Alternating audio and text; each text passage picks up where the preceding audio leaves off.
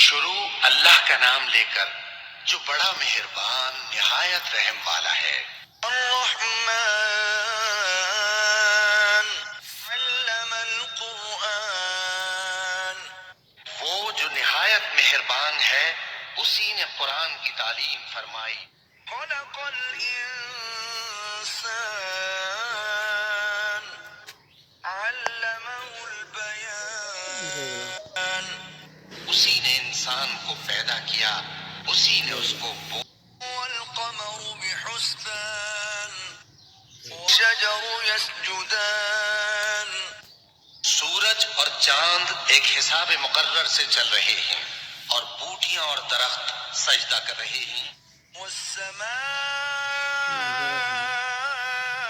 رفعها ووضع الميزان ألا تطغوا في الميزان، اور اسی نے آسمان کو بلند کیا اور میزان عدل قائم کر دی کہ اس میزان میں حد سے تجاوز نہ کرو۔ وَأَقِيمُوا الْوَزْنَ بِالْقِسْطِ وَلَا الْمِيزَانَ وَالْأَرْضَ وَضَعَهَا لِلْأَنَامِ، اور انصاف کے ساتھ ٹھیک تولو اور تول کم مت کرو، اور اسی نے خلقت کے لیے زمین بچھائی۔ فِيهَا فَاكِهَةٌ وَالنَّخْلُ ذَاتُ الْأَكْمَامِ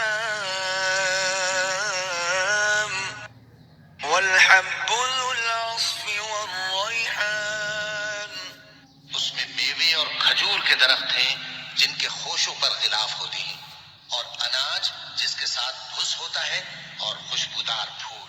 فَبِأَيِّ آلَاءِ رَبِّكُمَا تُكَذِّبَانِ، تو اے گروہ جن و انس، تم اپنے پروردگار کی کون کون سی نعمت کو جھٹلاؤ گے؟ خلق الانسان من صلصال كالفخار وخلق الجان من مارج من نار، اسی نے انسان کو ٹھیکرے کی طرح کھنکھناتی مٹی سے بنایا اور جنات کو آگ کے شعلے سے پیدا کیا۔ فَبِأَيِّ آلَاءِ رَبِّكُمَا تُكَذِّبَانِ، تو تم اپنے پروردگار کی کون کون سی نعمت کو جھٹلاؤ گے؟